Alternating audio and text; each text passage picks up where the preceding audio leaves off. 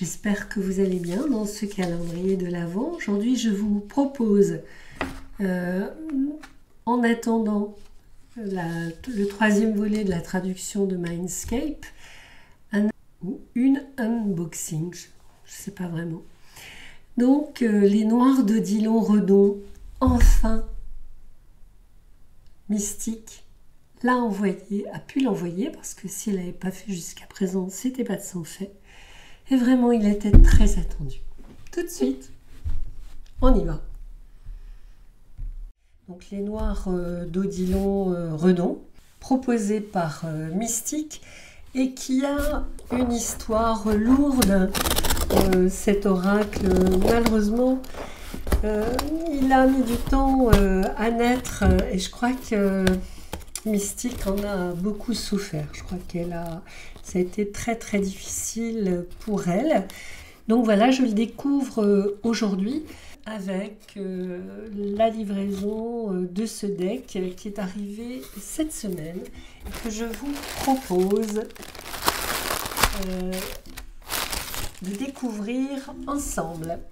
Donc Odilon Redon, j'en avais déjà parlé en fait dans un autre oracle qui était Lonely Tarot. Je vais le sortir, où on voyait des œuvres d'Odilon Redon, noir et blanc et couleur. Vous vous souvenez que les œuvres couleurs d'Odilon Redon, en fait, sont des œuvres qui sont nées avec la naissance de ses enfants. Donc, on revient aujourd'hui avec ce magnifique deck. Juste un petit encart pour vous souvenir que Mystique avait fait également Lux Ex Ombra, qui était un tarot pour lequel j'avais fait une vidéo. Un tarot très accessible, très lumineux, avec beaucoup de symboles facilement compréhensibles. Voilà, et des illustrations avec des personnages pour les majeurs. Qualité de deck magnifique, vraiment. Alors, qu'est-ce qu'on a? On a une carte postale de Mystique. Je vais sortir peut-être tout ça. Ah, on a un crâne en obsidienne, je crois. Ah, magnifique. C'est la première fois que j'aurai un crâne. Et là, je trouve que vraiment, il est très très joli. C'est chouette de me proposer ça. Alors, donc, hop, je retire le carton, puis on va regarder ce qu'il y a.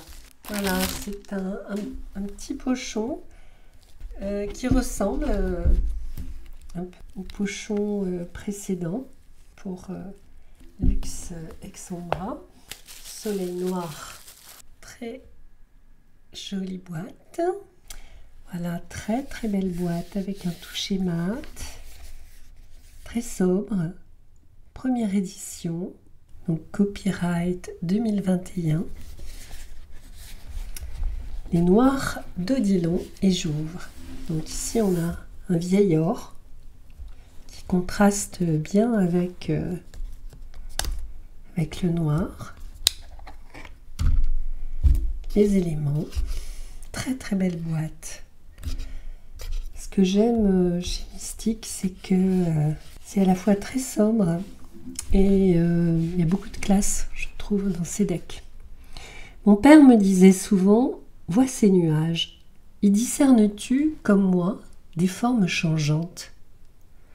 Et il me montrait alors, dans le ciel, muable, des apparitions d'êtres bizarres, chimériques et merveilleux. Donc ça, c'est une phrase apparemment d'Odilon Redon. Voilà donc la boîte. Maintenant, on va regarder ces cartes assez larges. 9 cm. Donc jeu de 44 cartes, oracle illustré. de lithographie noire de l'artiste, symboliste, donc français, Odilon Renaud, et 6 cartes supplémentaires. Magnifique. Très très beau. Le cycle. Je ne sais pas si vous entendez ce bruit. Malaro.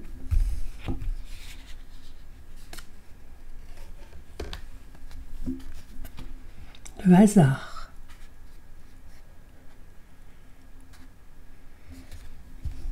Il y a beaucoup de contrastes. C'est très joli.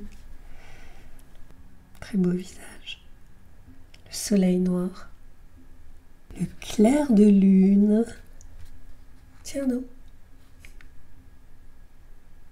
Le thème de l'œil, c'était quelque chose qu'on retrouvait beaucoup chez Odilon Renaud. Vous voyez que c'est un carton qui est à la fois souple.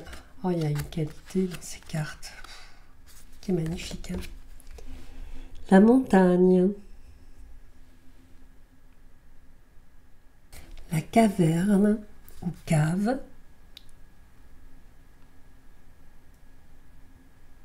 La métamorphose ou métamorphosis. Une fleur qui s'épanouit comme un soleil.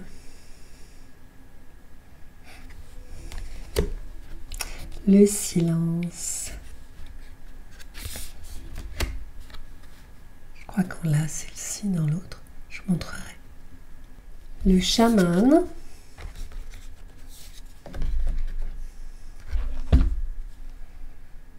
L'ange déchu. L'alchimiste.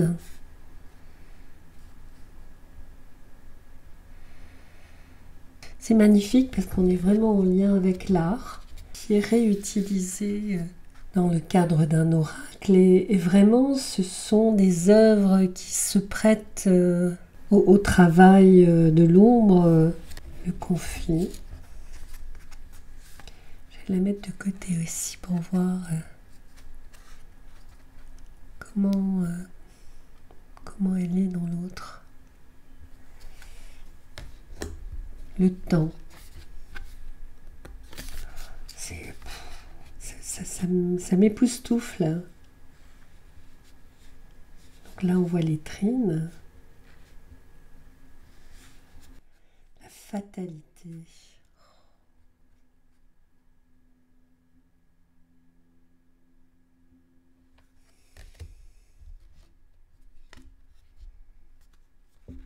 Le murmure.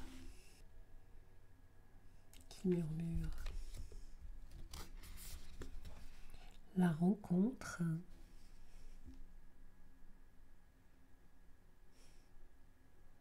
La vision.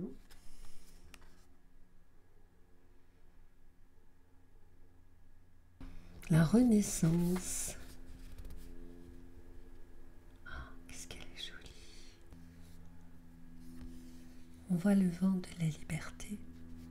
La chimère.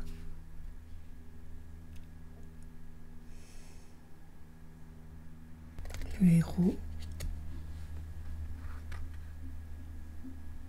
L'ombre.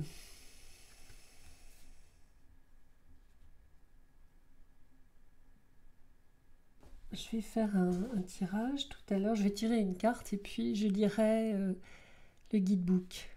Sacrifice. Avec ce serpent de la transformation et cette grossesse. Sacrifice qui donne naissance. Anima.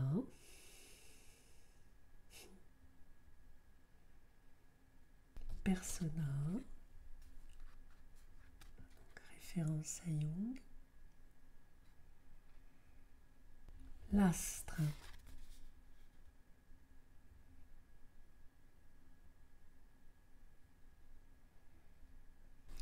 La lumière.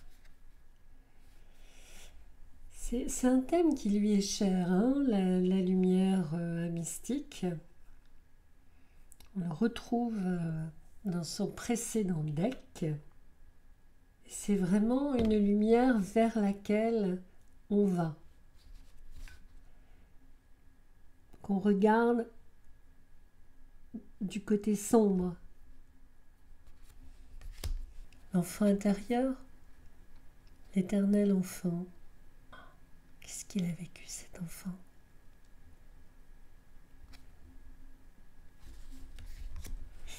Il y a beaucoup d'émotions. Enfin, moi, quand je regarde cette carte, j'ai beaucoup d'émotions qui remontent avec ce regard. La prêtresse. Le vieux sage. Lit le livre de la connaissance. Le cheval ailé.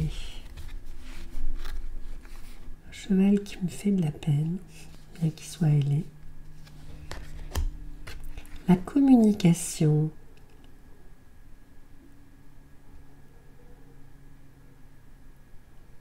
L'intrigue. Ce sont des œuvres qui sont libres de droit, donc il est possible qu'elles soient retouchées. Le présent.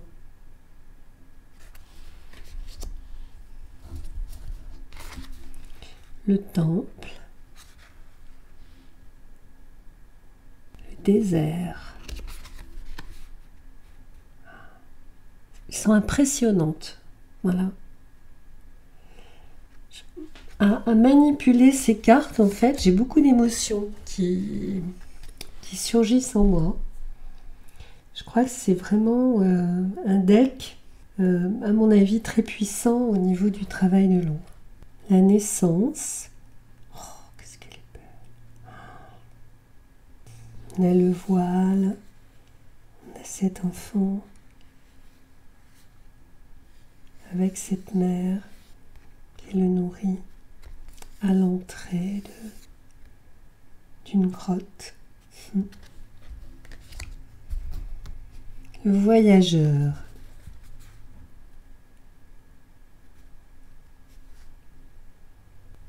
Le passé.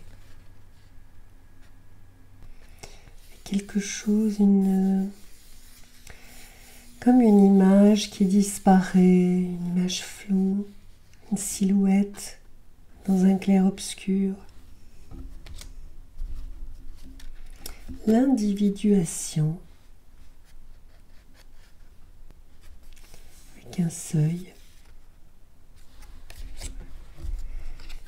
Le message.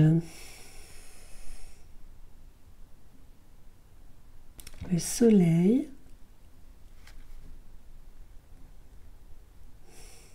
L'ange.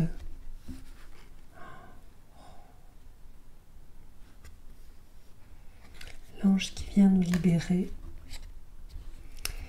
Alors, la sensation, la pensée, l'air, le sentiment, l'intuition.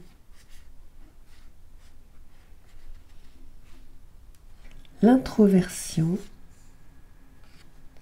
et l'extraversion. Ça sont deux cartes qui sont dans les œuvres tardives, je crois, d'Odilon Redon. Ça, ce sont les cartes supplémentaires. Voilà, je vous ai mis quelques cartes donc du Lonely Dreamer Tarot que vous pourrez retrouver dans une de mes vidéos. Bon, bien sûr, c'est difficilement comparable parce que là, d'une part, on a un tarot d'un côté, là, on a un oracle. Ici, dans le tarot, l'œuvre est davantage transformée.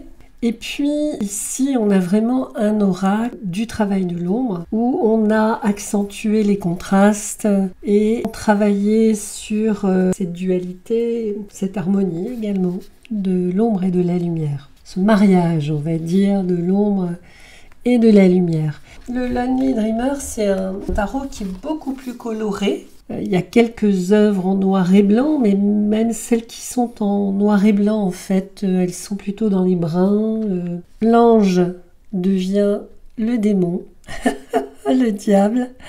Je trouve ça assez cocasse. Là, on a l'ombre pour le Lonely Dreamer, et là, on a l'arbre. Là, on a par exemple le voyageur. L'araignée, c'est de souvenir une œuvre qu'on retrouve assez souvent chez Odilon Redon, comme l'œil. Je vais vous faire un tirage et puis vous lire la carte.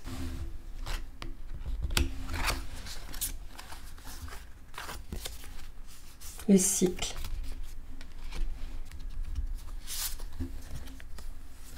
Le hasard.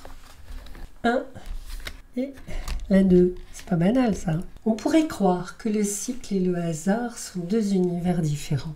Dans le cycle, il y a pour moi la notion de cette roue qui tourne, mais qui peut tourner aussi avec la maturation, un petit peu comme le fruit qui s'épanouit et qui meurt. Et puis le hasard, pour moi, c'est un univers où les événements surviennent en dehors de toute velléité, en dehors de tout contrôle, je le disais, mais de toute attente, voilà. Comme si en fait il s'agissait d'une porte temporelle comme ça qui se présentait et où un élément arrivait. Le hasard peut être porteur de chance ou de malchance. Donc dans ce hasard, il y a cette notion plus présente d'événements qui peuvent se situer à des extrêmes. Autant là, on a une circularité, autant là, on a pour moi un surgissement qui est accompagné en fait de surprises. Voilà, mais en même temps, avec la loi d'attraction, on peut se demander aussi dans quelle mesure le hasard existe. Et c'est là où le hasard rencontre une nouvelle fois le cycle, parce que selon ce que l'on émane, eh bien, on peut rencontrer, on attire ce que l'on émane. Ce que l'on pouvait penser être du domaine du hasard est en réalité quelque chose qui est lié au cycle dans lequel on se trouve. Je regarde maintenant l'interprétation. Alors, du cycle, voilà ce qu'elle dit. Accomplissement, commencement, progression, blocage, arrêt.